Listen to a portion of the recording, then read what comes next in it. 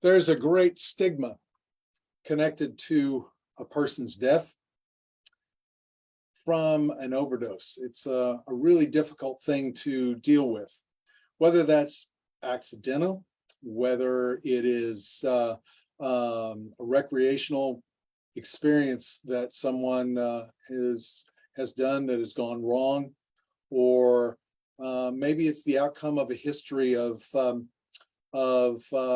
long abuse. Whatever it is, there's a societal judgment that is often placed on a person who has died. That stigma is laid upon those who grieve that death as well. It just kind of gets overlaid over the top of that. The guilt, shame, and that stigma make for a complex and too often very lonely journey of grief. I'm glad that each and every one of you are here on this episode of Understanding Grief. Grieving a loss to an overdose. We're going to examine these elements, the stigma and the silence that it causes us, and sometimes the experience of pulling back into the shadows of the embarrassment and self-blame that we may have.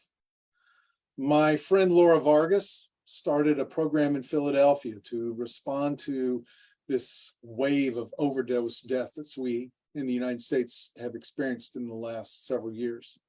Laura's a licensed marriage and family therapist, and looking around her community, she saw that there was this big gap of persons grieving an overdose death that they found themselves living in. They found themselves almost being pushed into. And Laura was wise enough to recognize that this was a community health matter, and that supporting these people was going to be really important for the health of the entire community. So welcome to, again, Understanding Grief. And if you've got a question for Laura, if you have a comment about something that we say tonight, please use the chat box and we'll get to those questions and comments as quickly as we can. I also ask you to put the name of your loved one who you remember tonight in the chat box, so that we all can remember them and we can embrace them in our journeys through grief community. So thanks an awful lot, everyone. And Laura, I am so very glad to have you here with us. Thank you so much, Galen. I'm really happy to be here. Cool. Question that I would ask to start out with is, again, you recognize, you saw this gap that people have. How widespread of a gap is that for bereavement that's focused on an overdose in a community? I mean, I'm going to believe that most of us in the community think that would be really kind of a small amount of people and everything, because we just don't generally run into that too much. What can you say about that? So there's a huge gap, Galen. We're getting over 107,000 deaths a year, yet many people probably couldn't name an organization that's dedicated to serving this community. However, many can name organizations for chronic illnesses, for cancers, but because of the stigma, and I'm sure we'll talk about it later on, so many people are suffering in silence. So despite the fact that this is a gigantic community, that over 107,000 died in just 1 year in one country and left behind an entire community to grieve. So that's probably over 1 million individuals who were newly bereaved in the last year due to an overdose. Despite the magnitude of these numbers, there isn't much support for it. Many people aren't speaking about it, aren't seeking out support because of the stigma that our society still holds. Wow. How does that compare with something else? I know you and I have talked about like cancer deaths or something. Do you have any idea of what, this 107,000 versus something like a cancer death, which everybody always knows about and thinks about and supports people around a death like that and everything? Do you have any, can you tell us anything about that?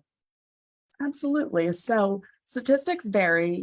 There's statistics out there for specific kinds of cancer or just general cancer. But the numbers, are comparable to this. Yet, like you said, everybody knows, everybody reaches out for support, and people speak openly about it. That's the main difference here, that grievers feel quite confident that nobody's going to turn their back on them, and that they can turn to people for support. They can share their story, and they're going to be met with compassion and love and warmth and bringing them in, versus the fact that not too many people who lose a loved one to substance use can be quite as confident in that. There's still a lot of misconceptions, a lot of negative false information out there, people who don't understand that addiction's a disease, or that this could happen to anybody and it doesn't just happen to other people or bad people. And so because of this disconnect in our society of really not understanding what a loss due to substance use is and what it entails and the impact that it has on the bereaved survivors, they're not as open with information. Of course, there always are people, and there are people in wonderful, loving, supportive communities who don't have that experience, but far too many do have negative experiences that might not apply to something like you mentioned, cancer. Yeah, sure. So we walk around with the stigma, I think, because we have these pictures in our heads, or these beliefs that society has given to us through, various media outlets, or just our own kind of expectations of that. What kinds of substances are you talking about with an overdose? What sorts of things there? Again, most people I think might consider it, along the lines of illegal drugs or whatever. But is that the all of it, or are there others? There's everything. It can be illegal drugs, it can be prescription medications, it can be something that somebody thinks is a legal drug or prescription medication, but is in fact an illicit substance. So for example, something that we're seeing a lot and something that has driven this increase in overdose deaths is the presence of fentanyl, which is a synthetic opioid that's created in labs, and it can be pressed to look like a pill. So somebody might think that they're purchasing a pill like a Percocet or something on the street, and it might be fentanyl, and they would have no way of knowing this other than having harm reduction tools around, which is something that we talk about a lot, something that a lot of bereaved survivors go on to spread the message about, because there's ways to be safer. But because of stigma, and because people don't speak about it openly, a lot of people don't get that information. So they don't even know that they might be at risk of an overdose, or that their loved one might be at risk of an overdose. So it's really any substance that anyone is using that they're purchasing on the streets, or even, we've heard all about the opioid epidemic with the prescription medications that are completely legal, prescribed by doctors, yet we do see overdose deaths from that. Yeah, and that was a really difficult period that we went through that really launched us, I know, into a lot of things. But just as a kind of a side note on that, out here in California, we all lost Vin Scully, the baseball announcer here for the Dodgers recently. And one of the things that I learned was that his first wife died from an accidental overdose of cold and bronchitis medicine. So taken prescription wise and things, it is there's a lot of different places, I think, that this kind of loss can really come into people. Absolutely. And there's contraindications to any medication, combining it with something else, alcohol or different medications. There's a lot that can happen. So it's important for us to talk about how we can be safe, know what's out there, know what the risks are. Yeah. You talk about the stigma. We've used that word several times here, involved in around this cause of death, and where does that come from, and what can you say about that for a bit? Yeah, so stigma can present itself in multiple forms, but really it's a mark of disgrace that's been attached to something. So in this case, in us talking about a loss due to substance use, there's a ton of stigma surrounding substance use. People don't understand it. People don't hear much about it because it's so hidden. And so we develop these ideas, and it seems like something different and other and bad, and we put all these labels on it. But in reality, we don't realize that there can be a million and one reasons why somebody would use a substance. And almost everybody who's around has done something that they might regret or something, Sure. to cope in any way. And we shouldn't turn our backs on people because of that. Somebody might be struggling with addiction, which we know through and through is a disease. Somebody might not have an addiction, but might recreationally use something because in the past it hasn't caused any harms and it's been okay. And so you never know when it's not going to work out the way that you planned for it.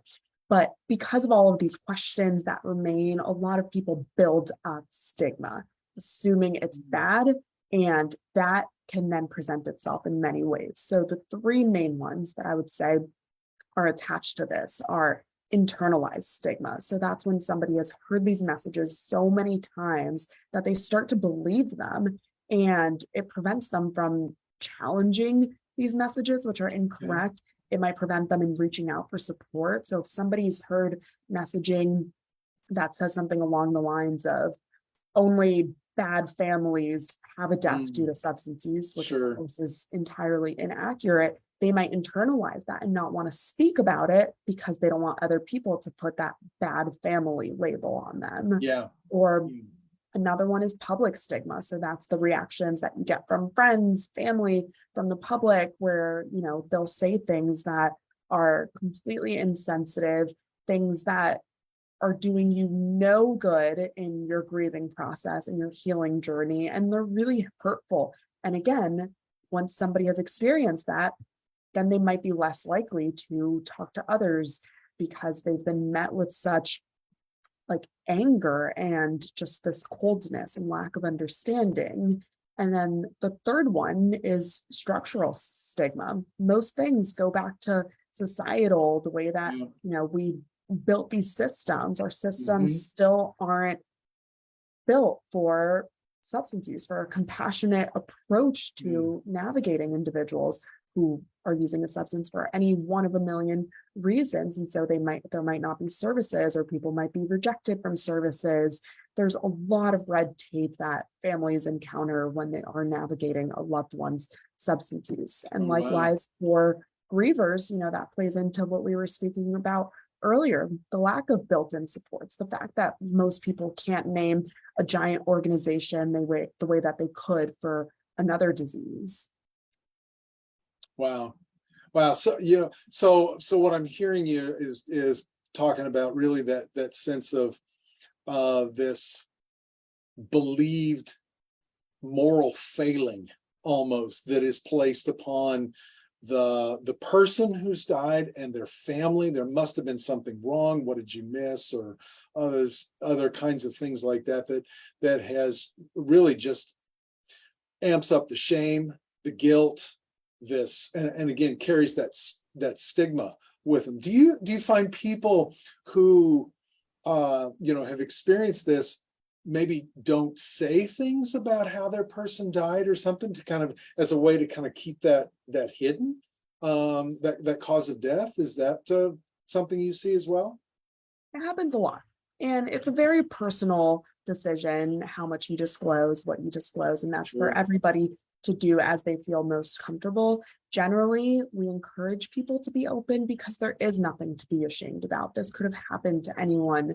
Hindsight is 2020. You might think there's all these red flags now that you're looking at it with a lot more experience, but taking yourself back to the moment. So when people start to internalize all that shame and guilt and regret, and so it keeps them from sharing what happened, actually turns into kind of the self-fulfilling prophecy.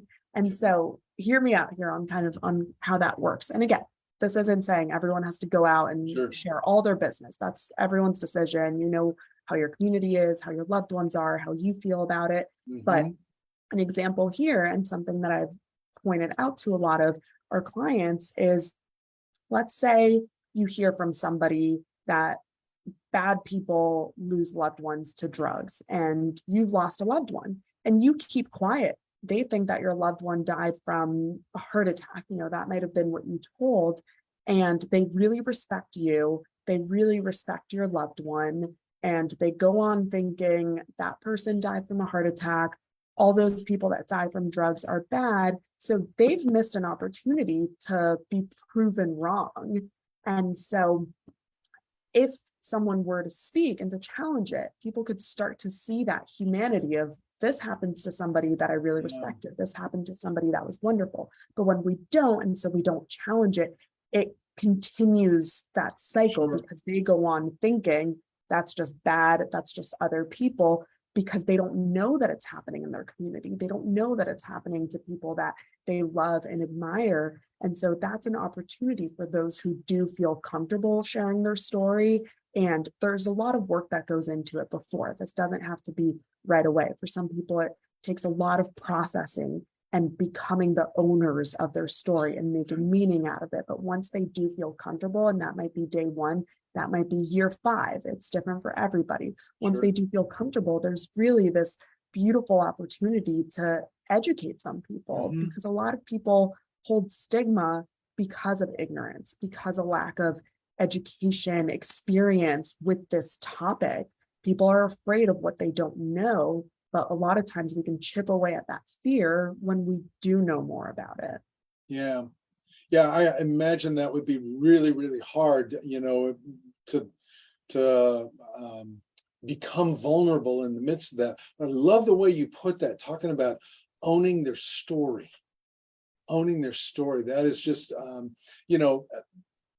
that is a way to break through the shame of that has been placed upon you. That's the other thing I think I hear is really important here, Laura, is that so much of this is outside stuff that has been placed upon us or is out there swimming around that we think is out there, and then we've taken it and internalized it, and that blocks us. And anytime we block up our grief, it just creates problems to get through. It means that we have to hold it. We have to protect ourselves.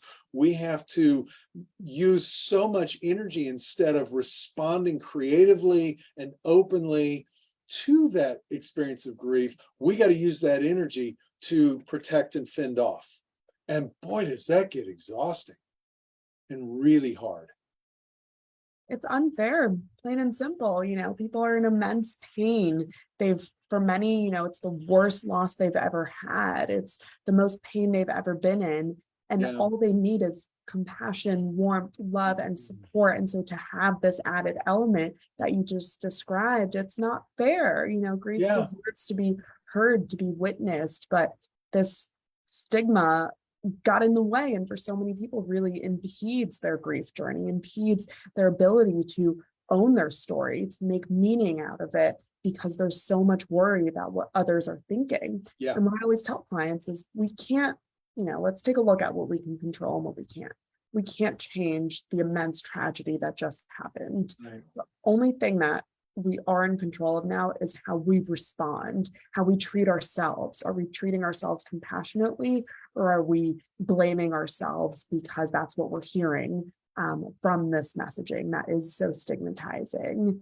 And so focusing on this thing that we do have control over, and it's becoming owners of our stories, and recognizing that whether we have a positive or a negative reaction from the people around us or from society, we can have our own reaction to it and to getting comfortable with what happened. But again, that takes a lot of work, because we've been going through this for so long as a society of blame and shame and all of that it makes it tough to break through super easily for many. Yeah. When you and I were talking earlier, you shared a couple of stories about people that were able to kind of move into their owning their stories and everything. I'd love to have you share some, one or so of those again, if you can, to provide, really an example and some encouragement for those that may really be struggling and want to do that, but are not sure, what it might cost. Yeah. So a lot of people have set out, I've spoken with many people who've set out thinking, I'm not going to tell anyone what happened. This is my secret. Please, help me make sure that this information doesn't get out to anybody else. And then in speaking about it and in really pointing out that somebody's cause of death does not define their life in any way. And all the Yes. memories that you had, the way that you knew this person, those still stand true. Because a lot of times people start to think, did I even know them? Was that real? And it's a matter of recognizing, no, the relationship was real. Yeah. All the things that you loved about this person, those were real. This was one component out of thousands and thousands of experiences. And so for the people who have kind of gotten there and made that shift and recognized that both can be true, they both could have died from this, but also have been an incredibly special person, an incredibly lovely person. Once they've kind of gotten there, then they've decided to take this leap and talk to family members, talk to friends, and the relief that washes over them is just something else. Because again, we're not curing grief, we're not treating it, we're processing and we're working through it. And so one major element of that is processing it to a way where we're comfortable with it and we can share it with others. And so that's one example that I think it has been really powerful, seeing people talk to their kids about it, seeing people talk to family that they thought wasn't going to be receptive, seeing people start posting on Facebook and whatnot after being really afraid to do so, and recognizing that they got support, that people reacted well. A lot of times I'll hear from people who talk to complete strangers. Sometimes somehow it slips out. You might be at the doctor's office getting your blood pressure checked and you start crying and they ask why. I've heard lots of these stories. And when somebody actually shares, a lot of times because of the magnitude of this crisis in our country, the person on the other end will say, me too, or I know it might be a close relative, it might be a distant relative, a friend, but at this point, almost everybody has some degree of connection to this crisis, tragically. But owning our stories and then sharing them is the only way that we can find out who in our circles are connected. So that's one example, just speaking more about it. But another one that I find really powerful is for people who go into advocacy, people whose guiding motivation through their grief is to try to make sure this doesn't happen to somebody else. And this is oftentimes individuals who did go through all that red tape, who knew all of the injustices, because really a lot of this is injustices, it's policy failures, it's systemic failures. And so a lot of people jump into this world that they never imagined they would be in. They might have not known anything and then, been by their loved one's side as they struggled with addiction. And now that they've lost their battle with addiction, this person might take on this entire cause. And advocacy can take the form of volunteering, writing letters to your politicians, speaking out, going to schools and speaking about it. And for the people who go into that, again, that's a really healthy way to channel their emotions and to give them purpose, knowing that their person's story can inspire others, it can help prevent this, and there's a lot of meaning in feeling like you're helping somebody else. So when they realize the power of their story and their experience and their advocacy, it just takes off and is a whole new identity that many people really take on and find to be very supportive in their grief. Yeah, that's wonderful. Those are life-changing experiences, not only for the bereaved person, but for all of us as this, as the stigma begins to get chipped away a little bit, or whatever it is that finally, people begin to recognize and see and understand that it isn't moral failing. It is a disease, it is an accident, it is 100 different things that could possibly be a part of this person's own story that then has brought this outcome here. So, wow, that's wonderful. I know that International Overdose Awareness and Memorial Day is coming up the end of this month, August 31st. It happens to be the same day as Grief Awareness Day. And when you were talking about posting it on social media and things, maybe that might be a way, or some other kind of way that on that particular day for people to respond to this loss and to feel a sense of empowerment when you take that and place that out there and take that vulnerable step of opening yourself up, that there's a lot of healing that can happen in that. Absolutely. There's a ton of events. You can search online, you can find virtual stuff, you can find local stuff in your area. There's walks around that day, there's marches to state legislators, to DC. There are plenty of things on social media of getting people to speak up about it. There's a lot going on, and it doesn't just have to be that one day, but it is a Sure. day to inspire people to speak out. But for many people, that's every day of their lives. Right. Yeah.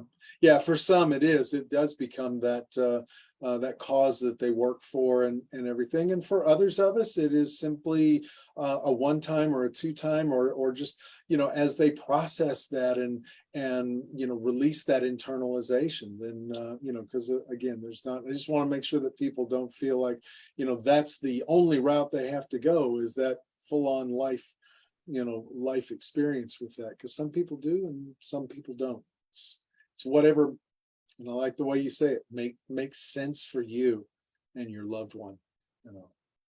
Absolutely. Yeah.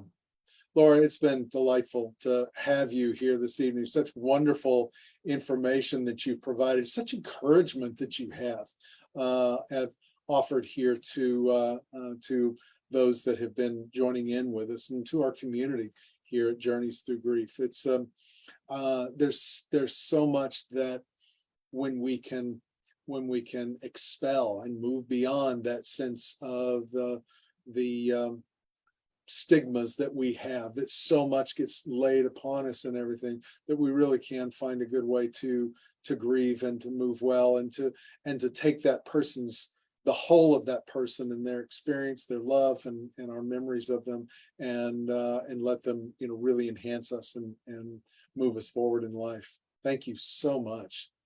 Absolutely. And I just wanted to remind people that you're not alone, and that so many out there are feeling the pain that you're feeling. And if you feel compelled to connect with others, know that there are groups all over the place. There's virtual groups all over the place. There's articles, there's online pages, there's so much support. It's just a matter of starting to feel comfortable to seek that out. And processing grief looks different for everybody. It doesn't mean everyone needs to go out and yell their story.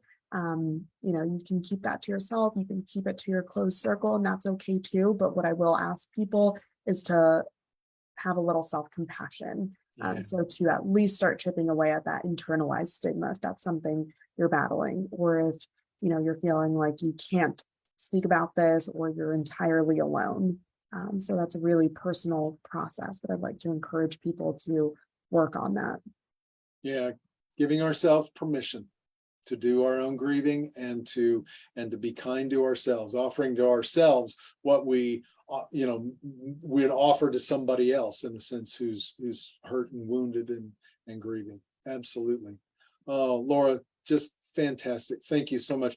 And I really do appreciate the work that you are doing there in Philadelphia. I know that it's bringing change to people's lives and bringing hope to a lot of people, and providing a model for other communities that could begin to recognize this gap. And maybe, who knows, somebody watching tonight might find that and pick that up and move forward for themselves with that. You're such a star and a witness for us. We really appreciate it. Thanks, Galen. And I appreciate all that you do. And I appreciate everyone who's here tonight. It's, great to be able to connect with you all. So thank you so much for being here and for making that time for yourself. That's an act of love to come to something like this. Yeah, really important. Well, thank you to everyone who has joined us here this evening. We would invite you to follow us on Facebook so that we can be together in our Journeys Through Grief community. Always want to say thanks to Jessica for monitoring our feed and for responding to people quickly in the chat box and all. And we'll be back next month. We'll be talking about suicide prevention. We've got a special event that's coming up in suicide, so on suicide in September. So you'll want to make sure and follow us along with that. To each and every one of you, we are sending you peace as you grieve your loss. Take care.